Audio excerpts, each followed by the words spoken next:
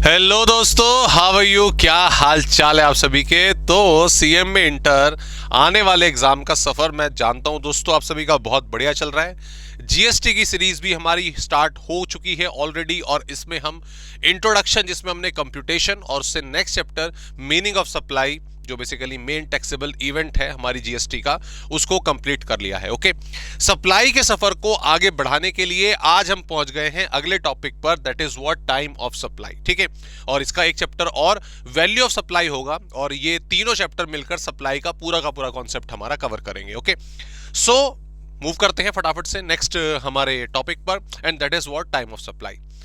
पिछले चैप्टर में supply word की मीनिंग हमने समझी। ओके, कि भाई जो टैक्सेबल इवेंट है, टैक्स तब मांगा जाएगा कि जब बेसिकली देखा जाए तो सप्लाई हुई है। और सप्लाई क्या है? सेक्शन 7 के प्रोविजन के अकॉर्डिंगली जो सारे के सारा कंटेंट हमने पढ़ा वो आपका सप्लाई है।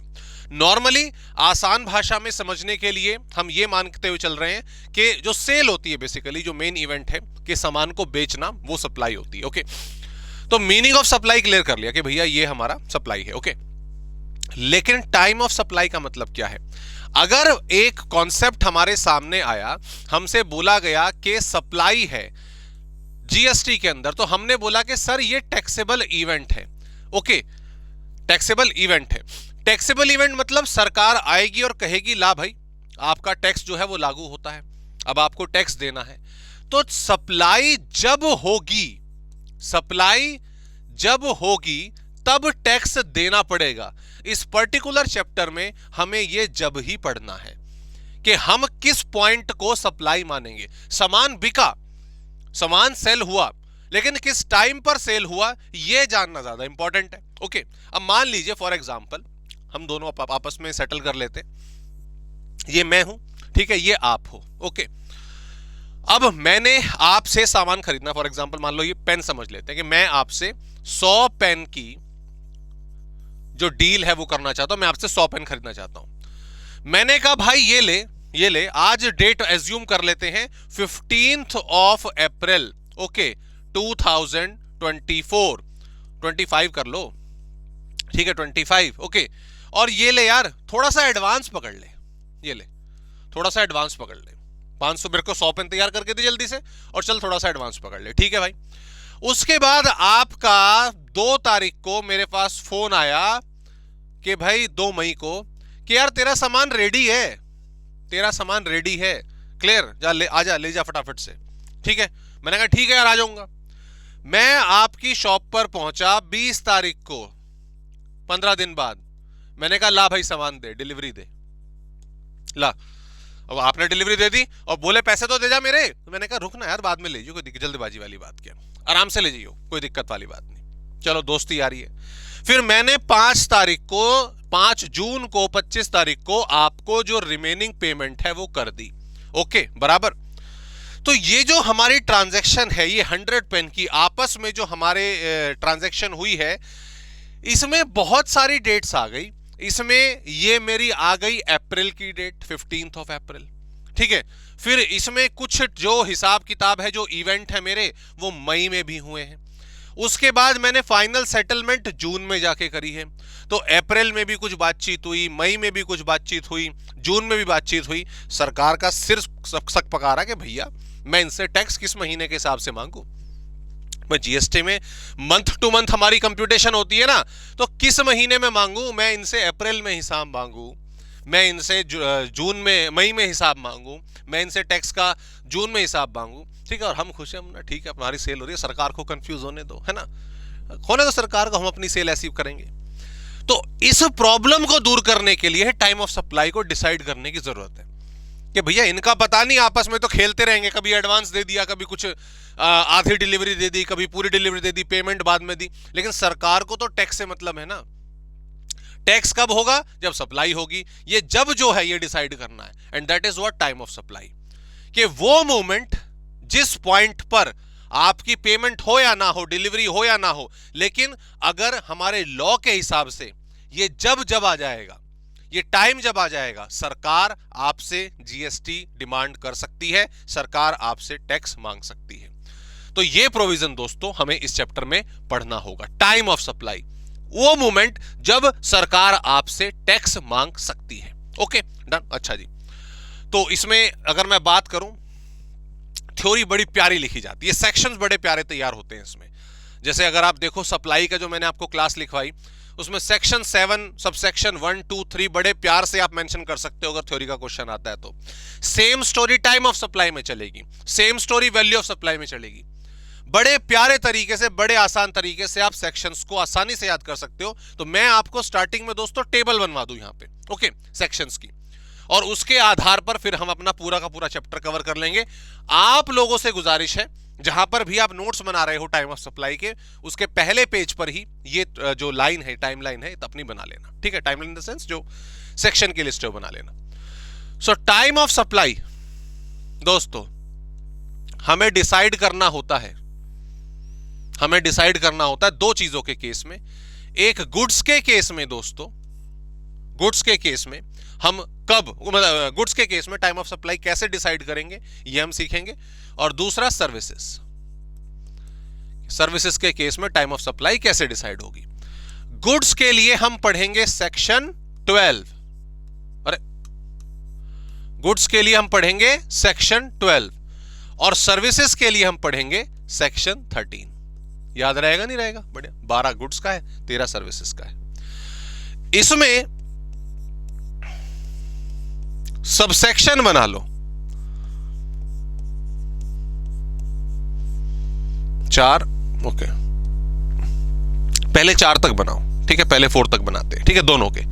13 सबसेक्शन 1, 13 सबसेक्शन 2, 13 सबसेक्शन 3, 13 सबसेक्शन 4, ठीक है, बल्कि 5 ही बना लो, 5 तक ही आ जाओ, ठीक है। सारे के सारे अभी याद हो जाएंगे बिल्कुल एक नंबर तरीके से। ये तो अधिकार है, ये तो अधिकार है, सिंपल है। सेक्शन 12 सबसेक्शन 1 में, सेक्शन 13 सबसेक्शन 1 में कुछ भी नहीं है, बस वो कह रहा है, सेक्शन कह रहा है, सेक्शन 12 का सबसेक्शन 1 कह रहा है कि भैया गुड्स के केस में टाइम ऑफ सप्लाई ऐसे ऐसे ऐसे ऐसे डिसाइड होगी, जो नीचे वाले सेक्शंस में लिखा हुआ है। इंट्रोडक्टरी पोर्शन लिखते हैं ना किसी भी स्पीच में, तो वो लिखा हुआ है इधर भी और उधर भी। सेक्शन 12 सबसेक्शन 2 फॉरवर्ड चार्ज के केस में हमें टाइम ऑफ सप्लाई डिसाइड करना बताएगा, और ये रिवर्स चार्ज के केस में, ये रिवर्स चार्ज के केस में। सिमिलरली यहां पर ये फॉरवर्ड चार्ज के केस में और ये रिवर्स चार्ज के केस में। अब मैं उम्मीद करता हूं कि आपने थोड़ा सा पहले पढ़ा हुआ है और फॉरवर्ड चार्ज और रिवर्स चार्ज आपको मालूम है।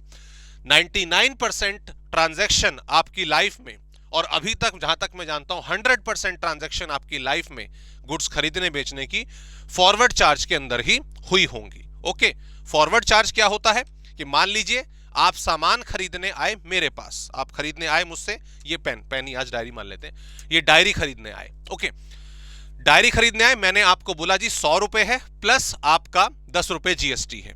मैंने डायरी आपको दी, आपसे 100 प्लस 10 रुपए लिए, 100 रुपए अपने पास रखे और 10 रुपए मैं सरकार को जमा करा दूंगा। जो नॉर्मली आप मार्केट में देखते हो वो बेसिकली फॉरवर्ड चार्ज ही होता है। और पूरी दुनिया से इन द सेंस कि जीएसटी का जो पूरा दायरा है इंडिया में लगभग इसी पे चल रहा है। रिवर्स चार्ज क्या होता है? रिवर्स चार्ज में कहानी उल्टी हो जाती है। आप जो है मेरे पास आए ये डायरी खरीदने के लिए, ठीक है, आपने मुझसे पूछा ये डायरी कितनी है, मैंने बोला 100 रुपए की, 110 नहीं बोला, मैंने बोला 100 रुपए की, ठीक है। 100 रुपए पर लेकिन 10% का जीएसटी भी लगेगा। होगा क्या, आप मुझे 100 रुपए ही दोगे, मैं आपको ये डायरी दे दूंगा, और जो इसके ऊपर जीएसटी था 10 रुपए का वो आप जमा कराओगे सरकार को, वो आप जमा कराओगे। ये उल्टा हो गया। नॉर्मली जो सेलर होता है वो जमा कराता है, दैट इज फॉरवर्ड चार्ज। लेकिन जिस केस में बायर या रेसिपिएंट ऑफ द सर्विस या गुड वो जमा कराए वो रिवर्स चार्ज होता है। अब सर ये कौन सी है? ये स्पेशल एक चैप्टर है अलग हमारा, इसमें कुछ हमारी गवर्नमेंट सर्विसेज, वकालत वाले केसेस और आपका पार्टनरशिप के भी कई सारे प्रोविजन इसमें लागू होते हैं। तो इसमें आपका वो भी आता है, अपना यार ये इसकी सर्विसेज जो म्यूजिशियंस वगैरह की होती हैं, तो ये बेसिकली रिवर्स चार्ज के अंदर आती है। इसके लिए अलग से एक लिस्ट है, वो हम अलग पढ़ेंगे, लेकिन फिलहाल आपको रिवर्स चार्ज का मीनिंग क्लियर होना चाहिए। ओके डन, तो सारे याद हो गए। सेक्शन 12 सेक्शन 13 के सबसेक्शन 1 2 3 आपको आसानी से याद है। ओके, अगला भी हो जाएगा। ये वाउचर वाला केस है, इसमें वाउचर आ जाएंगे। अगर कहीं पर गुड्स खरीदने के लिए वाउचर दिए जाएं या सर्विसेज दी जाए, तो उसमें टाइम ऑफ सप्लाई कैसे डिसाइड होगी। और फाइनली जो ये आपका बचा कुचा खुरचन है, ये खुरचन है, रेजिडुअल केसेस। खुरचन लिखना जरूरी है ना, कि मान लो कुछ, जैसे बड़ा सिंपल सा तरीका बताता हूं इसमें, जैसे इनकम फ्रॉम अदर सोर्सेज है, अगर देखा जाए तो वो क्या है, बचा कुचा है ना इनकम का। भाई एम्प्लॉयर एम्प्लॉई सैलरी में आ गया, रेंटल हाउस प्रॉपर्टी में आ गया, बिजनेस की प्रोफेशन की आपकी अर्निंग पीजीबीपी में आ गई, कैपिटल एसेट की सेल कैपिटल गेन में आ गई। अगर कुछ ऐसी इनकम अराइज है जो इन 4 कैटेगरी में नहीं आती, सरकार अपना टैक्स नहीं छोड़ेगी। ओके, वो इनकम फ्रॉम अदर सोर्सेज में पकड़ लेगी, तो वो यहां पर है।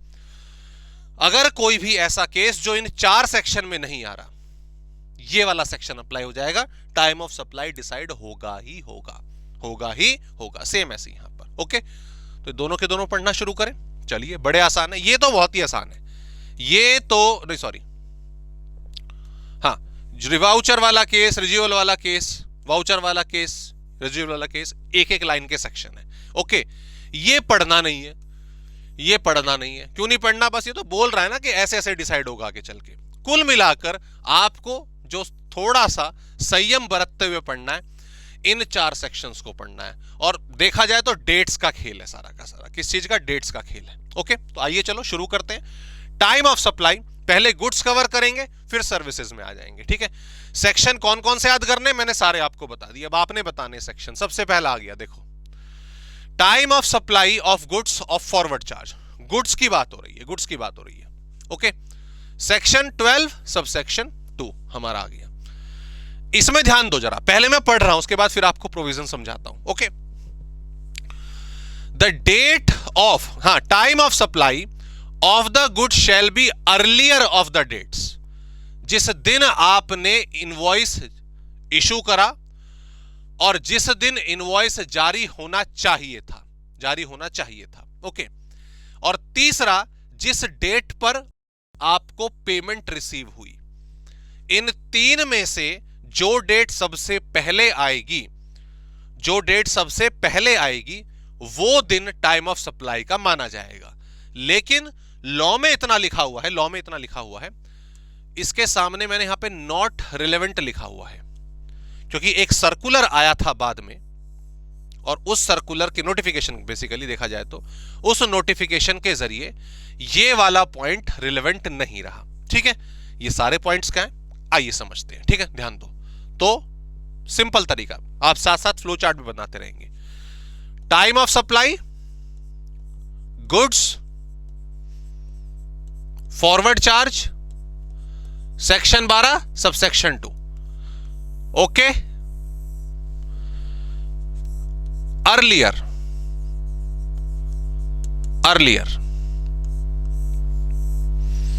दो डेट याद रखनी है आपको सिर्फ, क्योंकि तीसरे वाली इररिलेवेंट हो गई। 2 डेट आपको याद रखनी है। इनवॉइस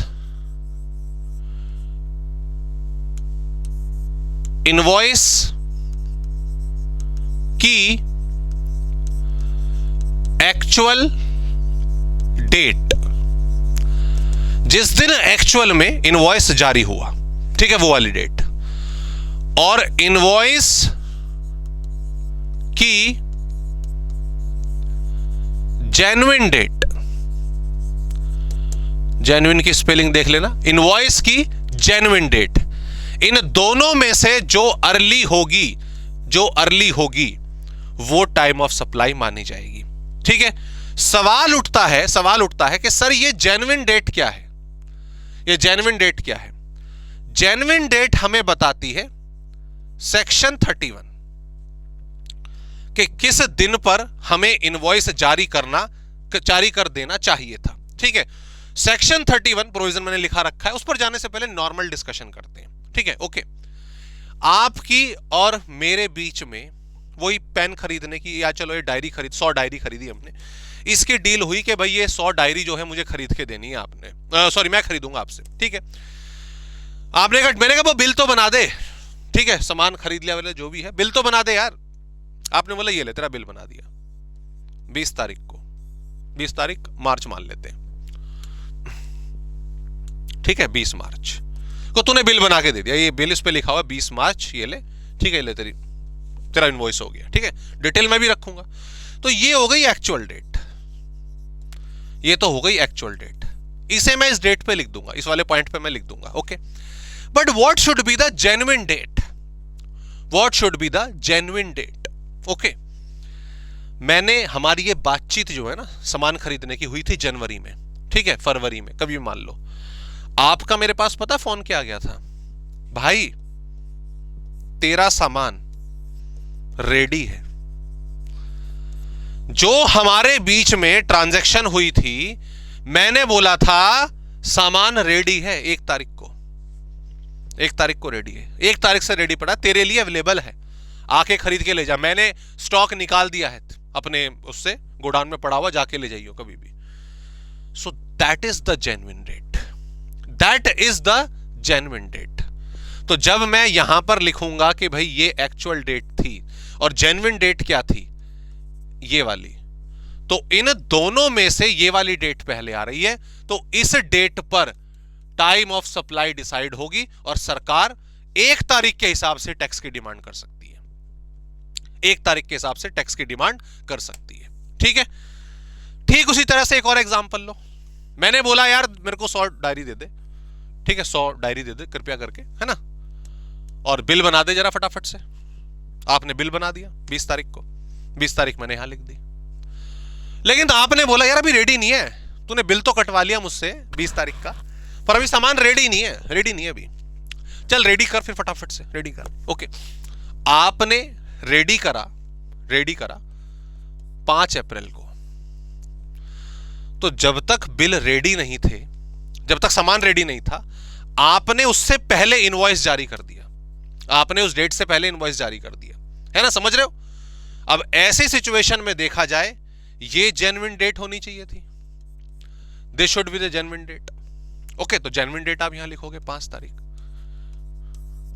तो दोनों में से पहले कौन है सर? अब ये है, तो टाइम ऑफ सप्लाई ये हुआ, सरकार 20 मार्च के हिसाब से आपसे डिमांड कर सकती है आपके इनवॉइस की। कुल मिलाकर ध्यान दीजिएगा, नतीजा ये है कि आपकी टाइम ऑफ सप्लाई गुड्स के केस में, फॉरवर्ड चार्ज के केस में ये है इनवॉइस। जो भी इनवॉइस की डेट पहले आ जाएगी, जेन्युइन वाली या एक्चुअल वाली, that is time of supply, that is time of supply. क्योंकि एक्ट में ये लिखा तो हुआ है, the date on which receive the payment. अगर मैं फरवरी में, जनवरी में आपको एडवांस पेमेंट पकड़ा देता, तो उस डेट पर ही इनवॉइस जारी हो जाता, वही टाइम ऑफ सप्लाई हो जाती।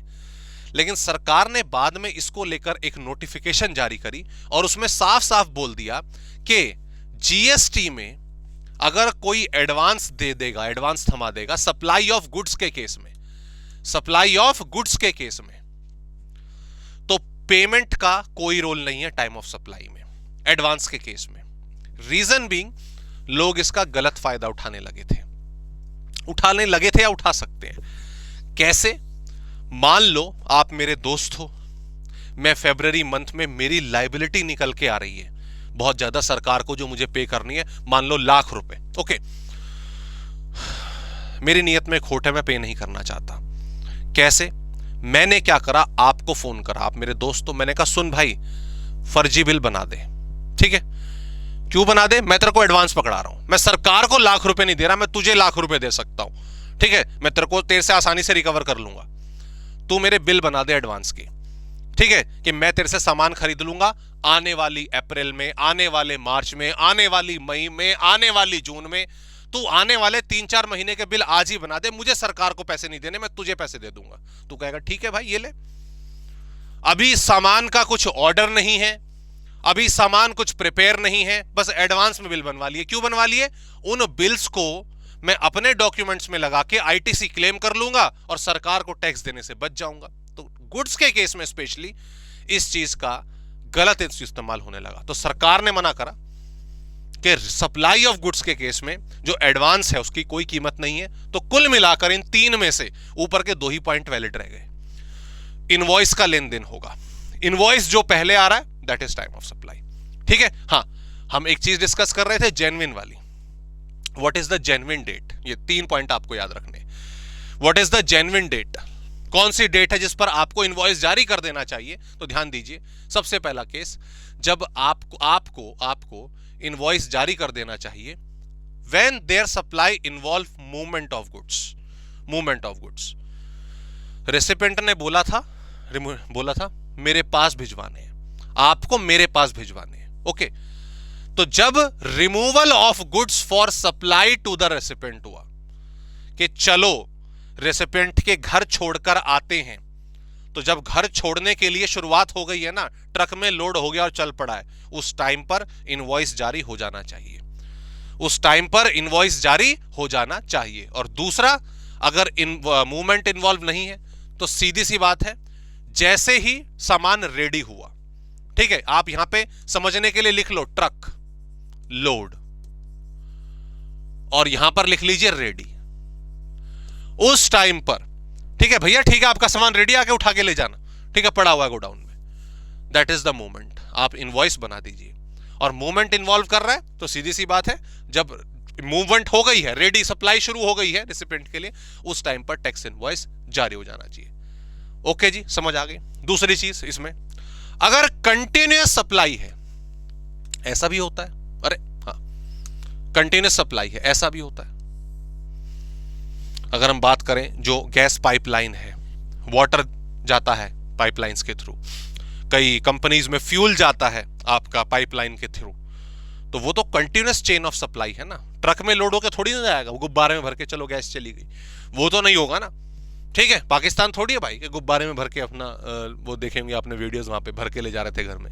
ओके, वो चीज तो पॉसिबल नहीं है ना। सो इन दैट सिचुएशन कि भाई यहां पर रेगुलर सप्लाई है, पाइपलाइन के थ्रू आपकी वाटर जा रहा है, फ्यूल जा रहा है, कुछ भी जा रहा है, सर ऐसे केस में हमें कब जारी कर देना चाहिए, कब टाइम ऑफ सप्लाई जारी कर देना चाहिए, तो यू ऑलरेडी नो इट। ठीक है, घर में बिजली का बिल आता है सर, है ना, चोरी तो नहीं करते ना सर, बिजली का बिल आता है ना सर, घर में पानी का बिल आता है, हाँ जी सर आता है। अगर आपके घर में वो पाइपलाइन है, ठीक है, तो गैस की, तो उसका बिल आता है ना, हाँ जी आता है, महीने के महीने या क्वार्टरली बेसिस पर आता है। तो जब भी स्टेटमेंट इशू होती है, आज महीना खत्म हो गया तो कंपनी में सीधी सी बात है, जहां से आपका बिल बन के आता होगा, स्टेटमेंट जारी हो जाती है। तो जब वो स्टेटमेंट जारी होती है ना, वो टाइम होता है कि इनवॉइस बन जाए, और वो बन जाता है। वो जो इनवॉइस है वही तो आपके घर आता है। वो घर भले ही 3-4 दिन बाद आता हो, लेकिन जिस टाइम पर स्टेटमेंट तैयार हो गई कि इन्होंने इतने की खपत करी इस ड्यूरेशन के दौरान, दैट वाज के अपना इनवॉइस जारी कर दो। ओके, तो दोनों केस हो गए नॉर्मल गुड्स के केस में, और ये हो गया आपका क्या नाम है, कंटिन्यूअस सप्लाई के केस में। गैस सिलेंडर से आती है घर पे आप में से, मतलब अभी इंडिया में पूरी तरीके से तो गैस सप्लाई नहीं है अगर हम देखें पाइपलाइंस के थ्रू, बट सिलेंडर आज भी चलता है रूरल एरियाज में, टीयर 2 सिटीज में, इवन टीयर 1 में भी काफी जगह आज भी सिलेंडर चलता है। तो जब आप सिलेंडर वाले को फोन करते हो, भैया ठीक है हमारे घर सिलेंडर भेज दो, तो वो फोन नोट कर लेता है और उसी टाइम पर कहता है कि चलो भाई इस घर का जो एड्रेस है उसके हिसाब से सप्लाई जारी कर दो। तो it is movement of goods. Cylinder आपके घर आ रहा है, that is movement of goods. तो जब वो आप उनके गोडाउन से रिमूव होगा आपके घर आने के लिए, उनके गोडाउन से, उसी टाइम पर टैक्स इनवॉइस जारी हो जाना चाहिए। ओके, तो रियल लाइफ में हमने ये चीज पढ़ी हुई है, रियल लाइफ में हमने चीज देखी है, बस उसे कानूनन तौर पर ले आए। ओके, अगला है गुड्स अप्रूवल के लिए भेजे हुए। अकाउंट्स में आपने पढ़ा होगा, गुड्स सेंड फॉर अप्रूवल, कि यार आपको हमारा गुड्स पता नहीं अच्छा लगे ना लगे, ये लो इस्तेमाल करो, ठीक है, और इसको बताना कैसा लगे। तो ऐसे केस में मैक्सिमम, अधिकतम 6 महीने का टाइम दिया है। अरे भैया 6 महीने में तो बता दियो, या जिंदगी भर तक इस्तेमाल करेगा। 1 जनवरी 2025 को भेजे थे, सेंड कर दिए थे कि भैया भेज दिए, ओके इस्तेमाल कर दो, इस्तेमाल करो और बताओ। आप जवाब दे रहे हो 1 मई को, तो 1 May is time of supply. आप जवाब दे रहे हो 15 मई को, तो that is time of supply, क्योंकि within the time of 6 month है भाई। 6 महीने तक ठीक है, कितना इस्तेमाल करेगा, ठीक है, रगड़ रगड़ के बिल्कुल पूरी सफेदी की चमकारी लेगा क्या? 6 महीने में पता चल जाएगा। वो बता रहा भाई, मैंने कहा यार ऐसे है, 1 सितंबर को जाके बता रहा कि हाँ गुड्स ठीक है तेरे। भाई क्या कैसी बात कर रहे हो? यहां पर मैक्सिमम 6 महीने का टाइम है, इसके बाद अगर अप्रूवल आएगा, इस 6 महीने के अंदर अंदर, इस 6 महीने के अंदर अंदर अप्रूवल आ गया तो वो टाइम ऑफ सप्लाई है। लेकिन 6 महीने के बाद आएगा तो नहीं भाई, वो नहीं मानते हम, वो नहीं मानते। इसमें मैक्सिमम टाइम जो है हमें 6 महीने का दे रखा है। अब 30 जो अगर 6 महीने के बाद आपने अप्रूवल दिया तो जहां 6 महीने कंप्लीट हो रहे थे 30 जून, वही टाइम ऑफ सप्लाई होगी। फिनिश जी, दैट्स इट। बात समझ आ गई? हाँ जी। So that is the provision for time of supply of goods, time of supply of goods in case of forward charge, section 12 subsection 2। इसको थोड़ा और अगर सजाना है आपको, कहां गया ये रहा, तो और सजा लो, और सजा लो। जेन्युइन डेट, नॉर्मल केस में क्या था, कंटिन्यूअस सप्लाई में क्या था, और अप्रूवल वाले में क्या था। तो बड़ी सिंपल शब्दों में कंटिन्यूअस सप्लाई में स्टेटमेंट लिख लो, इसमें मैक्सिमम 6 मंथ लिख लो, है ना, आसानी से याद हो जाएगा। सेक्शन ब्रैकेट में लिख लेना, इसका शायद सेक्शन 31 सबसेक्शन 4 था, इसका सेक्शन 31 सबसेक्शन 7 है, इसका 1 ही है शायद, ठीक है। हाँ, नॉर्मल के केस में लेकिन 2 गुड्स थे। रिमूवल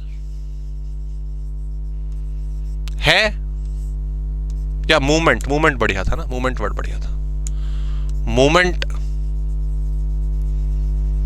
है, मूवमेंट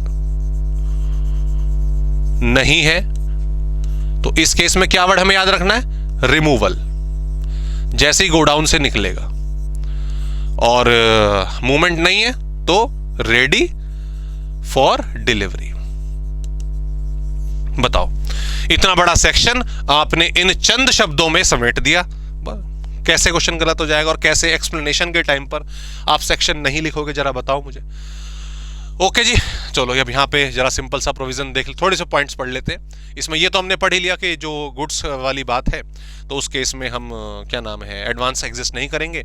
अगर कुछ थोड़ी पेमेंट ज़्यादा आ जाती है कि सामान भेजा था 10,000 का और पेमेंट थोड़ी ज़्यादा आ गई, 10,500 की आ गई, ठीक है ना। कई बार होता है कि भाई आपने पेमेंट ले ली 10,000 रुपये मान लो फॉर एग्जाम्पल, ठीक है, लेकिन सामान पहुँचते पहुँचते रास्ते में थोड़ा बेकार हो गया, थोड़ा चोरी हो गया। उसने बोला भाई साहब 10,000 का मंगाया था लेकिन 9,500 का आया है, 500 रुपए का नुकसान हो गया, तो 500 रुपए will be treated as advance money. Sir advance money तो आपने मना कर दिया ऊपर, उसके इनवॉइस नहीं बनेगा, बन जाएगा, 1,000 रुपए तक बन जाएगा। 1,000 रुपए ऊपर तक है तो टैक्स इनवॉइस बना दो, इसमें इतनी लड़ाई नहीं है, सरकार ने बोला।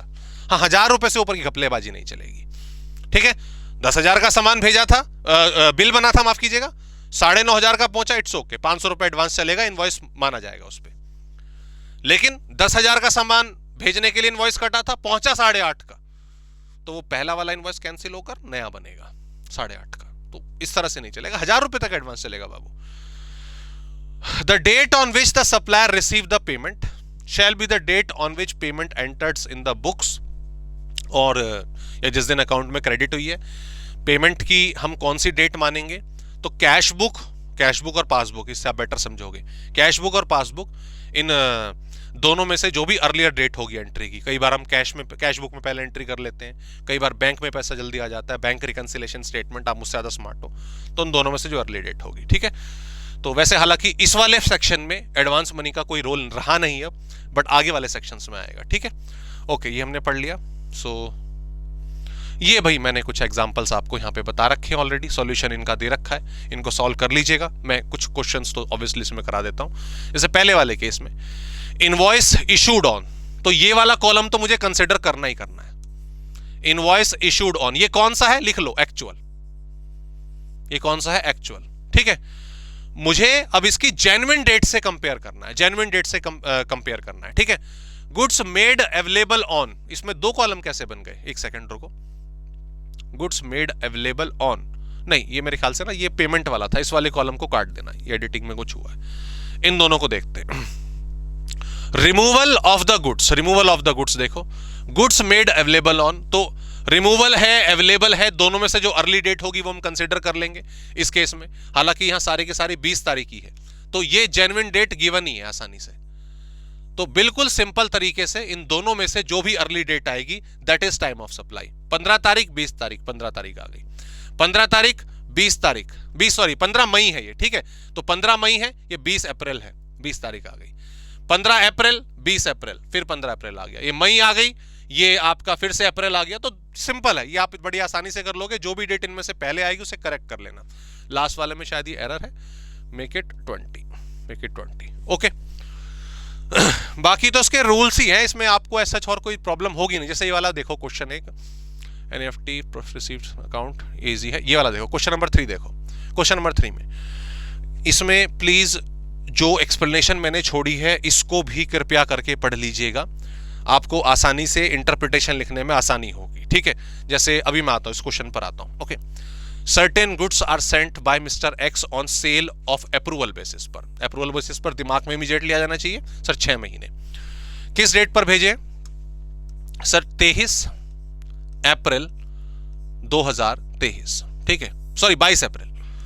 अब जरा 6 महीने काउंट कर लो सर, मई जून जुलाई अगस्त सितंबर अक्टूबर, तो 21 अक्टूबर 2023 को 6 महीने खत्म हो जाएंगे। ओके, 20 अगस्त को अप्रूवल देता है, तो विद इन द 6 मंथ दे दिया, विद इन द 6 मंथ दे दिया। तो सर सीधी सी बात है, इस केस में अगर हम ध्यान दें तो जो हमारी 6 महीने के अंदर ही डेट आ गई, तो ऐसे केस में 20 अगस्त ही रहेगी। लेकिन इस वाले केस में 6 महीने क्रॉस कर गया सर, तो 31 तारीख जो है हमारी वो रहेगी। ठीक है, 31 तारीख हम यहां पे कंसिडर करेंगे। अब ऑब्वियसली यहां पर देखो, ये आपने स्टेटमेंट लिख दी पूरी की पूरी, यहां पर आपने स्टेटमेंट लिख दी पूरी की पूरी, दोनों के आंसर के लिख दी। ऐसे केस में आपका जो क्वेश्चन है देखो कैसे स्टार्ट हुआ, date of recipient of the payment is immaterial. Section 12 में सबसेक्शन 2 में हम जानते हैं कि सर ये जो पेमेंट वाली डेट है दैट इज कंप्लीटली इररिलेवेंट, ये तो हमें लिखना ही नहीं है।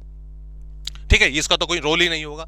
लेकिन जब इस तरीके से आप लिखोगे कि date of recipient of payment is immaterial for the purpose of calculating time of supply under section 12 bracket में चाहे तो लिख दो, इसके सबसेक्शन 2 और बेहतर हो जाएगा।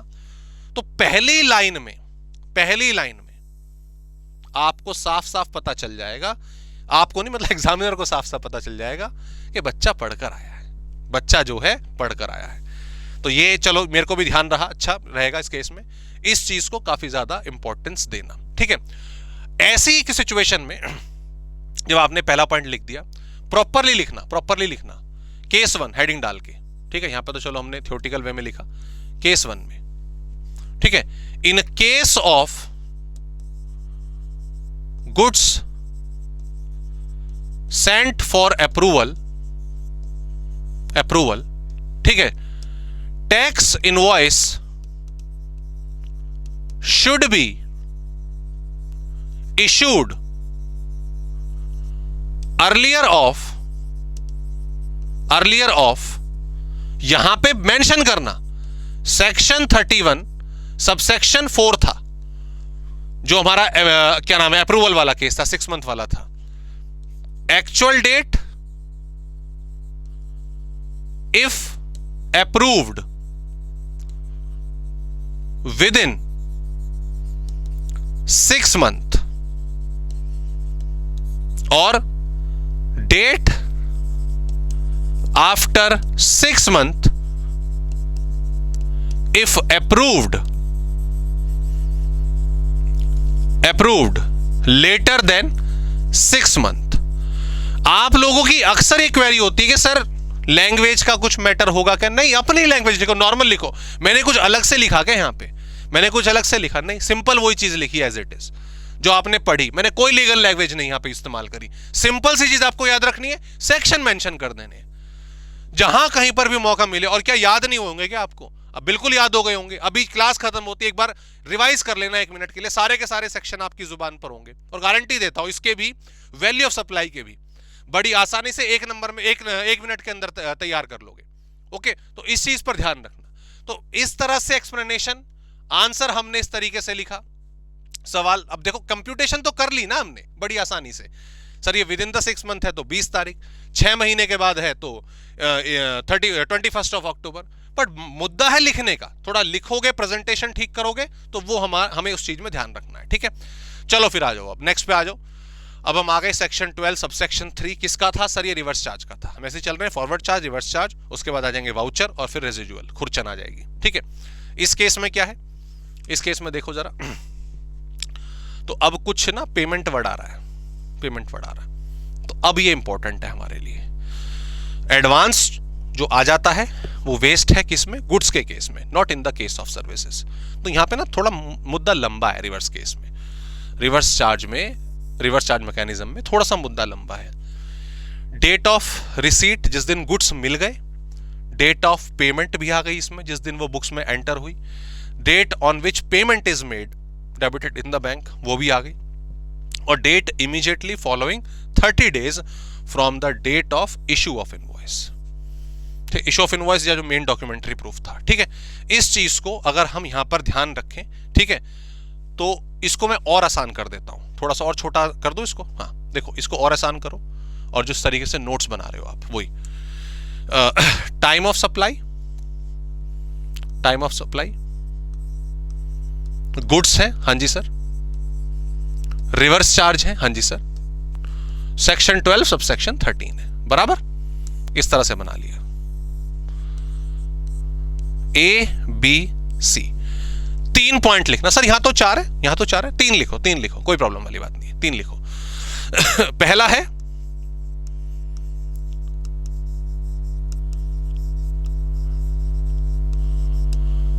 जिस दिन गुड्स रिसीव हो गए।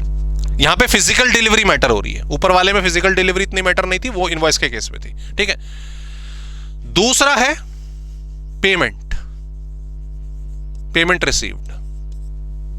ठीक है, इसके ब्रैकेट में कैश बुक ऑब्लिक पासबुक, इस तरह से लिख लेना, कैश बुक ऑब्लिक पासबुक है, जो डेट पहले होगी, बात खत्म। खाली यहां पे पॉइंट ही तो बढ़ रहा है, payment entered in the books, payment debited in his bank account. ठीक है, ओके, समझ आ गई की बात। पेमेंट रिसीव्ड की हम बात कर रहे हैं। ओके, पेमेंट खाली वर्ड आप चाहे तो इस्तेमाल कर लो, ये आपका आ गया यहां पे। फाइनली लास्ट वाला पॉइंट अगर हम बात करें, date of invoice plus 30 days, 30 days. ये डेट ऑफ इनवॉइस वैसे ही होगी सेक्शन 31 के हिसाब से, सेक्शन 31 के हिसाब से ही होगी। ओके, जो हमने लिखा, इसमें 30 डेज जोड़ दिए गए। अगर आप पिछले वाला कंपेयर करो तो सर उसमें जो डेट ऑफ इनवॉइस था ना, एक्चुअल में हमने उसी को इंपॉर्टेंस दी थी, हमने उसी को इंपॉर्टेंस दी थी, सिर्फ इनवॉइस के चक्कर में मामला खत्म हो जा रहा था। लेकिन इस वाले में 2 मेन चीजें ऐड हुई। एक तो आपने फिजिकल डिलीवरी को इंपॉर्टेंस दी, फिजिकल डिलीवरी को, date of receipt of goods, और इसमें आपने डेट ऑफ इनवॉइस के बाद भी 30 दिन का समय दिया है, 30 डेज का समय दिया है, 30 दिन उसमें आपने जोड़े हैं, बराबर। पता है क्यों जोड़े हैं? Because this is reverse charge, और रिवर्स चार्ज में जो टैक्स पे करने की जिम्मेदारी है वो रेसिपिएंट पे है, जो हमने आपके एग्जांपल में लिया था। अब रेसिपिएंट को जिम्मेदारी दे रहे हो, और यहां से अगर मान लो सेलर आज सामान छोड़ दे कि मैंने तो भेज दिया जी, और भाई को मिल रहा है, आपको मिल रहा है, जैसे हमने एग्जांपल लिया था 2 महीने बाद, 3 महीने बाद। यार 2 महीने बाद, 3 महीने बाद अगर आपको सामान मिल रहा है और आपको अभी तक ना कोई फैसिलिटी उस गुड्स की नहीं मिली है, आप इस डेट के हिसाब से टैक्स पे कर दोगे? ऑब्वियसली नहीं, ऑब्वियसली नहीं। तो यहां पे जिम्मेदारी अब रेसिपिएंट के ऊपर है। तो इसीलिए 2 प्रोविजन ऐड हुए हैं मेनली, अगर देखा जाए कि भाई गुड्स उसको मिल जाने दो कम से कम, गुड्स उसको मिल जाने दो, पेमेंट का हिसाब कर देने दो। पेमेंट रिसीव्ड बेसिकली मैंने बोला, बट बेसिकली यहाँ पे पेमेंट जो है एक ही बात है, आप पेमेंट करोगे तो सामने वाले को रिसीव होगी कैश बुक या पासबुक में, जहां पे भी एंट्री होगी पहले। और तीसरा, डेट ऑफ इनवॉइस, जिस दिन उसने, भाई ने, सप्लायर ने डेट बांध दिया होगी कि भाई सामान निकल गया है, उससे 30 दिन एक्स्ट्रा समय देना पड़ेगा। हो सकता है रिसीव करने वाले को थोड़ा समय मिले, टैक्स उसी ने जमा कराना है। तो ये इसमें पॉइंट आपको ध्यान रखने, ठीक है। हाँ ठीक है, ये बड़ा आसान हो गया इस तरह से लिखने में। एडवांस वाला पॉइंट मैंने आपको बताया, एडवांस वाला पॉइंट मैंने आपको बताया, ठीक है, कि इसमें ये अवेलेबल नहीं होता, नॉट अवेलेबल एडवांस वाला, वो गुड्स के केस में ही है, बराबर। आओ चलो निकालें फटाफट से। Mister Amar supply goods liable under reverse charge to mister Nath, you are required to time of supply, हमें निकालना है, ठीक है। तो देखो पहले अपना सिंपल तरीके के लिए वो 3 डेट लिख लो, A B C. Receipt of goods ROG short में लिखना है तो आपको, पेमेंट और आपका टैक्स इनवॉइस प्लस 30 डेज, ठीक है। अब इसमें देखो यहां पर, हाँ ये पेमेंट आ गई चेक से, बुक्स में रिकॉर्ड हुई, ये बैंक अकाउंट में डेबिट हो गई। तो ये मुझे पता है 2 डेट जो है ना ये पेमेंट की है, ये 2 डेट मेरी पेमेंट की है। तो इन दोनों में से जो जल्दी आ रहा है, इन दोनों में से जल्दी आ रहा है, 20 तारीख आ रही है, तो ये आपको पॉइंट मिल गया 20 तारीख वाला, 20 तारीख वाला मिल गया, ठीक है। रिसीव गुड्स साफ साफ पता चल रहा है, रिसीव गुड्स यहां पे 10/4 आ गया, ओके। और टाइम ऑफ सप्लाई, सॉरी माफ कीजिएगा, इशू ऑफ इनवॉइस 15 तारीख को है, 15 अप्रैल को है, तो 15 अप्रैल प्लस 30 डेज अगर मैं बात करूं तो मेरे पास यहां पे 15 मई आ गई। तो सबसे अर्ली इसमें से अगर देखा जाए तो साफ साफ पता चल रहा है सर, जिस दिन गुड्स रिसीव हो गए वो डेट सबसे पहले थी, तो that is time of supply, okay. आपको प्रोविजंस को थोड़ा सा यहां पे एडजस्ट करना है, यहां पे वैसे इसको थोड़ा करेक्ट कर लीजिएगा, डेज कंप्यूटेशन में ना अक्सर ये थोड़ी दिक्कत आई जाती है। 30 डेज के बाद अगले वाला तो 16 मई, ठीक है। ये चलो पूरा प्रोविजन याद रखो, कहीं पे लिखा रहता है कहीं पर नहीं, हालांकि इससे इतना फर्क पड़ेगा नहीं, आंसर हमारा वही रहेगा। हाँ माय पॉइंट इज, मैं क्या समझा रहा था कि आपको क्वेश्चन के लॉस को समराइज करना है, स्लो डाउन करना है, कम करना है, बात बन जाएगी। जितना इजी वे में आप उनको एनालाइज करोगे क्वेश्चन का आंसर आपका उतनी आसानी से आएगा, ठीक है। तो ये क्वेश्चन हो गया। इसी तरीके से फिर अपना एक्सप्लेनेशन वगैरह लिख लो, दैट्स इट, और कुछ नहीं, ठीक है। ये आपका, ये क्वेश्चंस आप कर लीजिएगा सिंपल सिंपल, एक एक 2-2 क्वेश्चन मैंने आपकी प्रैक्टिस के लिए भी करे हैं और आप उसको आसानी से कर सकते हैं। अगले प्रोविजन पर आते हैं, बहुत ही सिंपल हो गया अब तो, ठीक है। अगर आप ये क्लास प्रीमियर में देख रहे हैं तो कंटिन्यूएशन हमारा चल रहा है, लेकिन अगर बाद में देख रहे हैं तो यहाँ पर पॉज लेकर आप एक बार रिवाइज भी कर सकते हैं, अगर ये क्लास आप बाद में देख रहे हैं तो। क्यों? आपने एक तरह से टाइम ऑफ सप्लाई कर लिया, अब कुछ बचा नहीं है टाइम ऑफ सप्लाई में, ठीक है। बस अब आपको अगर ऊपर के दोनों पॉइंट आसानी से समझ आ गए हैं ना, और रिवीजन कर लोगे, कुछ कंफ्यूजन थोड़ी बहुत है वो भी दूर हो जाएगी, आगे इट्स कंप्लीटली केक वॉक। जैसे हम आ गए in case of supply of vouchers, section 12 subsection 4, okay. Voucher सीधी सी बात है, कई बार होता है ना कि आप शॉपिंग करने गए, शॉपिंग कर ली, ठीक है, सामान खरीद लिया, तो आपको वाउचर मिल गया दुकानदार की तरफ से। वो वाउचर जरूरी नहीं है कि आपको उसी टाइम पर खर्च करना है, उसी टाइम पर आपको शॉपिंग करनी है। 15 दिन बाद, 20 दिन बाद, 2 महीने वैलिडिटी लिखी होती है, ओके। तो ये भी चीज है। दूसरा, उस वाउचर के ऊपर होता भी लिखा है कई बारी कि आपको यही खरीदना है, ठीक है, या फिर ये भी लिखा होता है कि ये नहीं खरीदना, 2000 तक की शॉपिंग जो आपका मन करे आप कर लीजिएगा, ओके। तो या तो स्पेसिफाई होगा या स्पेसिफाई नहीं होगा, बड़ा सिंपल। अगर आइडेंटिफाइबल है, अगर उस वाउचर पे लिखा था कि बर्तन ही खरीदने हैं, उस वाउचर पे लिखा था कि आपको घर की ग्रोसरी खरीदनी, आटा ही खरीदना है, उस वाउचर पे लिखा था कि आपको अपने ब्यूटी प्रोडक्ट्स ही खरीदने हैं, सो प्रोडक्ट इज आइडेंटिफाइबल। ऐसे केस में टाइम ऑफ सप्लाई जिस दिन वाउचर इशू हुआ है वो हो जाएगी। भाई सरकार कह रही है यार तुमने वाउचर इशू कर दिया, तो हमें पता है ना कि यही चीज बिकेगी आपकी आगे चल के, यही चीज बिकेगी, पता है ना, उसी को मान लो, that is time of supply. लेकिन अगर आइडेंटिफाइबल नहीं है, उसमें वैल्यू लिखी हुई है कि भाई 2000 की शॉपिंग कर लेना, 4000 की शॉपिंग कर लेना। तो जिस दिन एक्चुअल में रिडीम होगा, जिस दिन एक्चुअल में रिडीम होगा, उस दिन उसको टाइम ऑफ सप्लाई माना जाएगा। तो भविष्य में याद रखना, अगर आप कोई फाइनेंशियल कंसल्टेंसी आपने खोली और आप किसी को एडवाइस दे रहे हो, तो बोला भाई लिखना मत उस पर क्या खरीदना है, उस पर वैल्यू लिख देना कि इतने का खरीद सकते हो, ताकि बाद में टैक्स देना पड़े, टाइम ऑफ सप्लाई डेट बाद में आए, जब एक्चुअल में वो शॉपिंग करने आए। ओके, ये केस सिंपल हो गया, ठीक है। बराबर रेजिडुअल केसेस में बिल्कुल सिंपल है। अगर हम बात करें, अगर बेसिकली अगर जिस दिन टैक्स पे हो जाता है ना, या जिस दिन रिटर्न फाइल होती है, वो ऐसे मुसीबत आती नहीं है, ठीक है। बट बाकी सब केस में सिंपल सी बात है, जिस दिन टैक्स पे करोगे उस दिन को हम टाइम ऑफ सप्लाई मान लेंगे। ओके, अच्छा हाँ, ये चीज और है, एक पॉइंट हो गया, सबसेक्शन 6 भी याद रखिएगा, ठीक है। सबसेक्शन 6 भी याद रखिएगा, आसान है वैसे, मुश्किल नहीं है। कई बार क्या है कि पेमेंट लेट हुई, ठीक है, मतलब आपको सप्लायर को पेमेंट करनी थी, जिस डेट पर करनी थी, उस डेट से आप थोड़ा लेट हो गए, तो सामने वाला आपका यार दोस्त नहीं था, आपका प्यारा नहीं था मेरी तरह, ठीक है, और उसने क्या पेनल्टी लगा दी कि भाई साहब बिल तो आपका था 20,000 का, पर आप लेट आए हो, 1000 रुपए का ब्याज लगेगा, 1000 रुपए की पेनल्टी लगेगी। ओके, तो 20,000 रुपए का जो इनवॉइस पहले बन चुका था, उसकी तो टाइम ऑफ सप्लाई सेट हो गई, दैट्स इट। लेकिन पेमेंट आज हुई है 1000 रुपए की एक्स्ट्रा, तो उस 1000 रुपए का हिसाब किताब क्या होगा, उसकी टाइम ऑफ सप्लाई क्या होगी। तो इट्स वेरी इजी, ये बड़ा सिंपल है कि भैया जिस दिन तूने उस पेमेंट को रिसीव करा है या उसको बिल में ऐड करा होगा, वो डेट हम मान लेंगे और उसके हिसाब से टाइम ऑफ सप्लाई डिसाइड होगी। इसमें कुछ अलग से रॉकेट साइंस नहीं है। ओके, बराबर। सो डन हुआ ये प्रोविजन भी हमारा। अब आगे आ गए हम फॉरवर्ड चार्ज पे आ गए। फॉरवर्ड चार्ज किसमें, सर्विसेज में। Section 12 completely done. ओके, याद करो साथ साथ। सब सेक्शन 1 सर नॉर्मल सी बात कह रहा है, हाँ टेक्स्ट लगेगा। Sub section 2 sir time of supply goods के केस में, फॉरवर्ड चार्ज के केस में, ठीक है।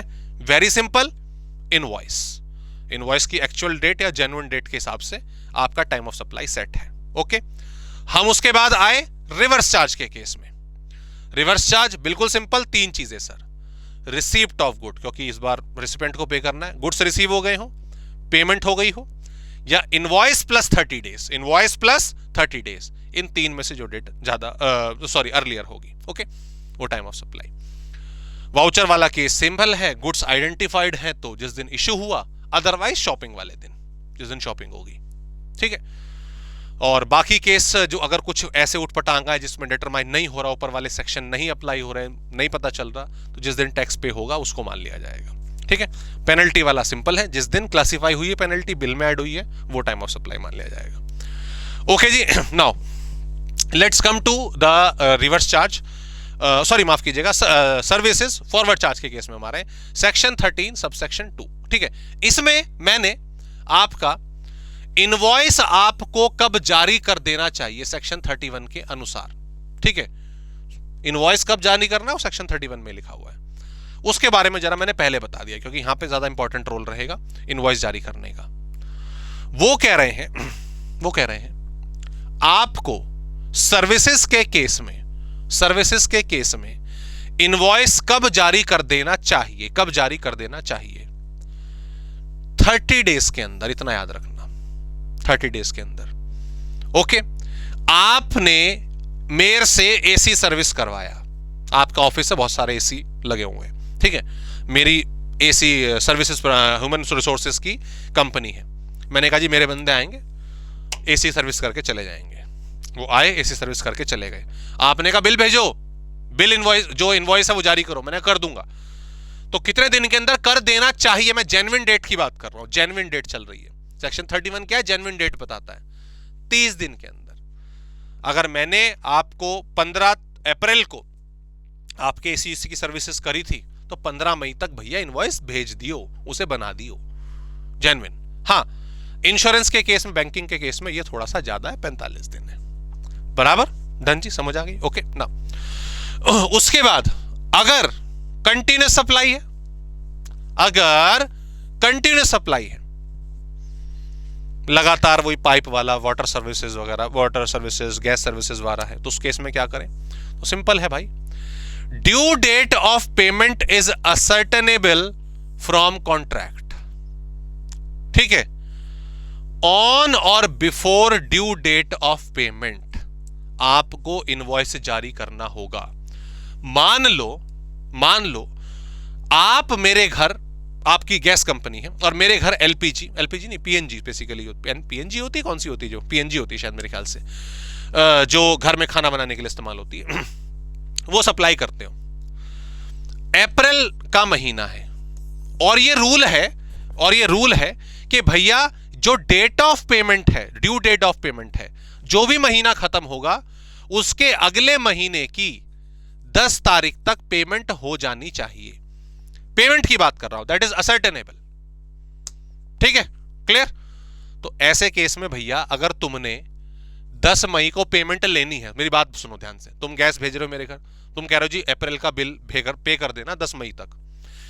अबे पेमेंट तो मैं तब करूंगा जब तुम मुझे कुछ बताओगे कि इतने का बिल बना भाई साहब, ठीक है। तो ऐसे केस में ऑन और बिफोर, ऑन तक इंतजार भी खैर क्यों करना लॉजिकली, बट लिखा हुआ है 10 तारीख तक अपना इनवॉइस जारी कर देना, that is a genuine thing. Okay done.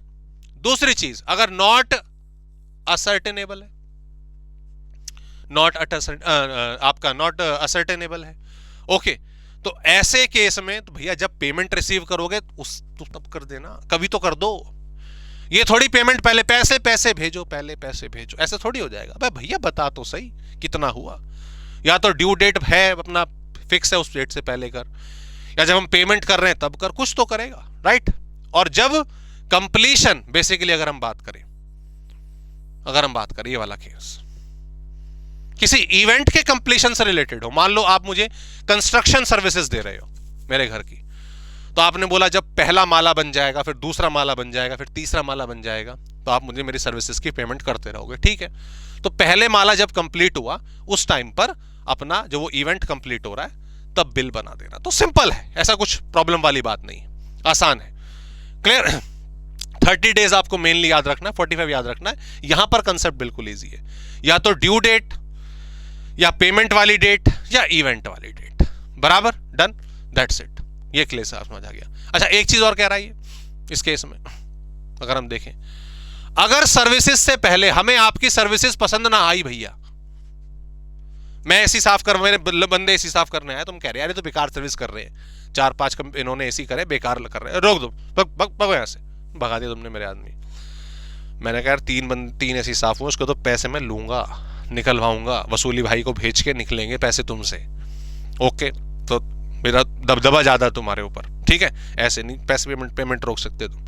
आपने कहा ठीक है भाई 3 एसी है, उसके हम पेमेंट दे देंगे, तो पेमेंट बाद में, लेकिन इनवॉइस पहले जरूरी है, लीगल काम पहले, बदमाशी बाद में, ठीक है। तो लीगल काम जब होगा वो कब होगा, जब आपने सीज करी ना सर्विसेज, जब सीज करी कि भाई मना कर दो, आगे काम नहीं करवाना, उस टाइम पर जितनी सर्विसेज का फायदा आपने उठाया है उसका बिल जारी हो जाना चाहिए, ठीक है।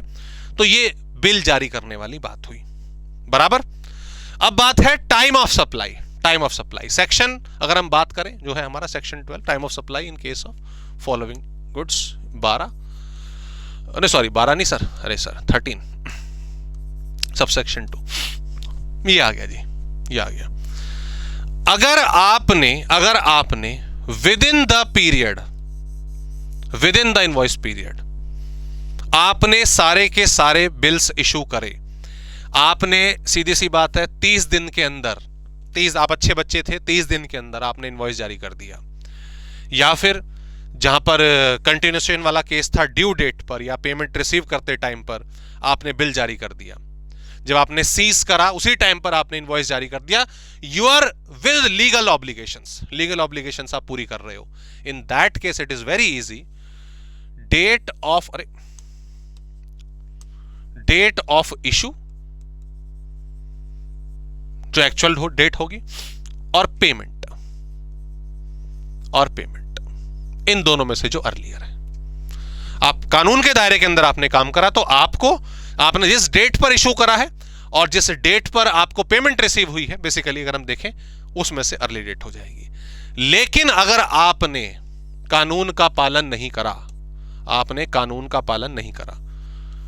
30 दिन से 30 दिन से ज्यादा का समय लगा दिया आपने इनवॉइस जारी करने में। 10 तारीख ड्यू डेट थी, 12 को तो तुम कमबख्त बिल भेज रहे हो, पेमेंट पहले ले ली, इनवॉइस बाद में जारी कर रहे हो, गलत काम कर रहे हो। तो ऐसे केस में देखो, इनवॉइस को फिर इंपॉर्टेंस ही नहीं दी, इनवॉइस उड़ा दिया, इनवॉइस उड़ा दिया। पेमेंट अपनी जगह है, ठीक है, पेमेंट अपनी जगह ठीक है। जिस दिन डेट ऑफ सर्विस थी, जो प्रोविजन ऑफ सर्विस बेसिकली लिखा है लॉ में, बट डेट ऑफ सर्विस से आपको ज्यादा बेहतर समझ आएगा, उसे इंपॉर्टेंस दे दी, तो यकीनन है कि हाई चांसेस है कि डेट ऑफ सर्विसेज ही पहले आएगा। तो इन दोनों में से जो अर्लियर है, कानून के दायरे में चले तो इनवॉइस को इंपॉर्टेंस दी, कानून के दायरे में नहीं चले तो उसे उड़ाकर डेट ऑफ सर्विस, जो यूजुअली फिर पहले ही होगा, उसको इंपॉर्टेंस दी। और अगर इसके अलावा और कोई केस अराइज होता है, हालांकि इसके अलावा तो कोई केस नहीं बचा, तो सिंपल सा पॉइंट रखा हुआ है कि जब आपने बुक्स में लिखा अपनी ना कि सर्विसेज आपको मिल गई हैं, उस डेट को टाइम ऑफ सप्लाई माना जाएगा। ठीक है, सिंपल सा प्रोविजन। ठीक है, इसको भी हम टाइम देंगे, समझेंगे। अब जैसे ये वाला पॉइंट लिखा हुआ है यहाँ पे, ये सारे का सारा देखें पहले फटाफट से, क्रॉस चेक भी कर लेंगे। Date of supply of services, तो ये क्या हुआ? प्रोविजन। ये क्या हुआ? प्रोविजन। ओके, इसकी जरूरत बाद में पड़ती है।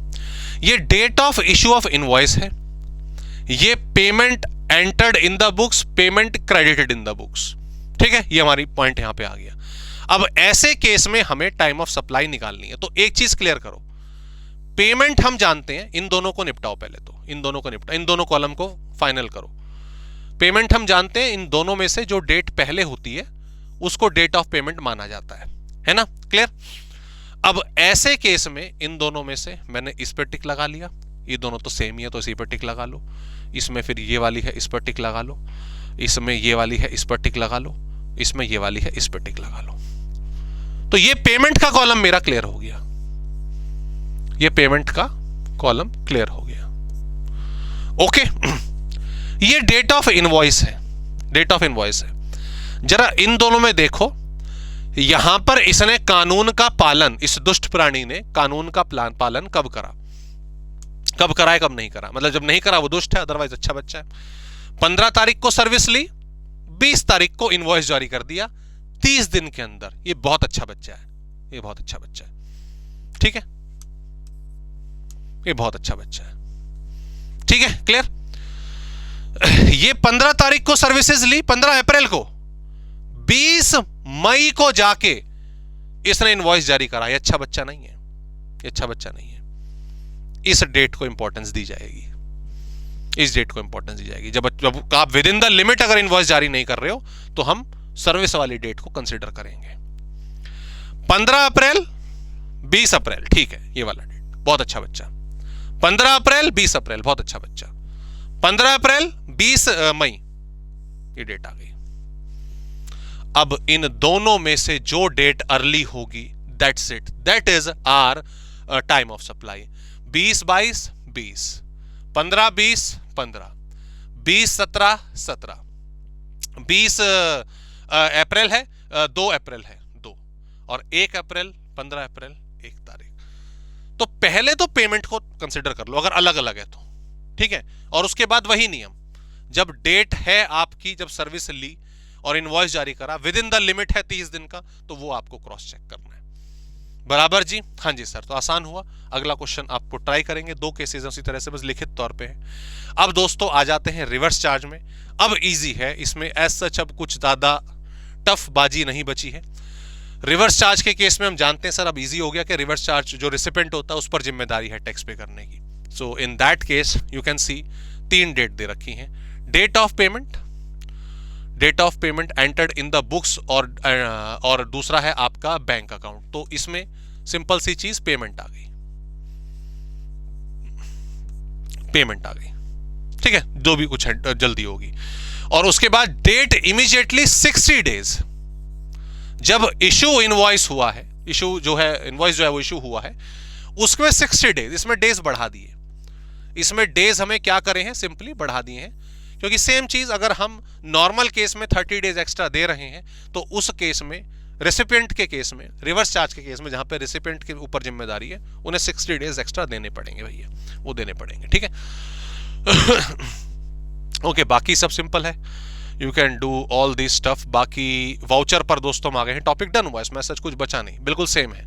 अगर सप्लाई आइडेंटिफाइल है तो date of voucher, other cases में जिस दिन शॉपिंग करेगा वो होगा, रेजिडुअल केसेस में वही सेम, रिटर्न टैक्स। मैंने बोला ना, ये प्रोविजन आपके सारे के सारे सेम होंगे। और अगर हम बात करें तो आपका लास्ट वाला पॉइंट हमारे सामने, जिस दिन हम वैल्यू ऐड करते हैं इंटरेस्ट की, वैल्यू ऐड करते हैं लेट पेनल्टी की, वो डेट हमारी आपकी टाइम ऑफ सप्लाई मानी जाती है। तो कुल मिलाकर चलो वापसी एक बार ऊपर चले फटाफट से, और मैंने जो आपको स्टार्टिंग में लिस्ट बनाई, एक बार जरा उसका हम दोबारा से पॉइंट देख लें। सर कहाँ गया? नहीं ये नहीं था, हाँ ये रे सेक्शंस, नहीं ये भी नहीं, कहाँ गया? ओ ये रे, इधर आ जाओ। सर हमने यहाँ पर ये मेन सेक्शंस हमारे जो हैं सारे के सारे कवर करे।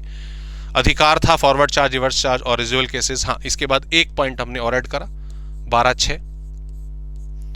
12/6 किस चीज का था हमारा? रेजिडुअल केसेस, वाउचर, इंटरेस्ट वाला, पेनल्टी वाला। 12/13/6 पेनल्टी वाला, इंटरेस्ट वाला। तो ये सिंपल है, ये वाले तो बहुत सिंपल है, रिवाइज कर लेते हैं एक बारी फटाफट से, ठीक है। वाउचर वाले दोनों केस में सर, अगर आइडेंटिफाइड है सप्लाई या सर्विस, सर्विसेज या गुड, तो डेट ऑफ इशू वाउचर वाली, अदरवाइज जिस दिन शॉपिंग होगी, ठीक है। रेजुअल केसेस में कुछ नहीं है, जब टैक्स फिर पेड होगा, रिटर्न फाइल होगी, वो डेट मान लेंगे। और इंटरेस्ट जिस दिन लागू हुआ, जब आपने उसको चार्ज करा, बिल में ऐड करा, वो हो जाएगा, ठीक है। फॉरवर्ड चार्ज, रिवर्स चार्ज, ये हमने देखे किसमें? सेक्शन 12 के अंदर, गुड्स के केस में, और सेम आपका यहाँ पे सर्विसेज में। अगर मैं यहाँ पर इसको खत्म करूं फॉरवर्ड चार्ज के केस में, तो टैक्स इनवॉइस का इंपॉर्टेंट रोल रहा। किसका? टैक्स इनवॉइस का हमारा इंपॉर्टेंट रोल रहा। इस वाले केस में हमें भी इनवॉइस को ही इंपॉर्टेंस देनी है, लेकिन इनवॉइस के केस में दो केस हमें इसमें ध्यान रखने होंगे कि हमने किस केस में इनवॉइस की डेट को फॉलो करा और किसी तरीके से फॉलो नहीं करा। तो ये दो केस आप बना लीजिएगा। आई विश के आप इसका अच्छा सा टेबल अपने अकॉर्डिंगली तैयार कर लें जो कंफर्टेबल हो। टाइम ऑफ सप्लाई सिर्फ एक पेज का चैप्टर है, अगर आप इसको सेक्शन वाइज प्रॉपरली लिखोगे, एक पेज का आपका चैप्टर है, इससे ज्यादा इसमें सच कुछ नहीं है, ठीक है। तो मिलते हैं नेक्स्ट क्लास में। We will do value of supply. क्या करेंगे? वैल्यू ऑफ सप्लाई हमारा टॉपिक करेंगे। इसमें से प्रैक्टिकल क्वेश्चन आने के पूरे चांसेस रहते हैं। एंड जिस तरीके से हमने सेक्शंस यहाँ पे याद करे, इस वाले चैप्टर में भी सेक्शंस को लिखने में बहुत मजा आता है। Okay, so see you in the next class and we will start our value of supply. Please take care.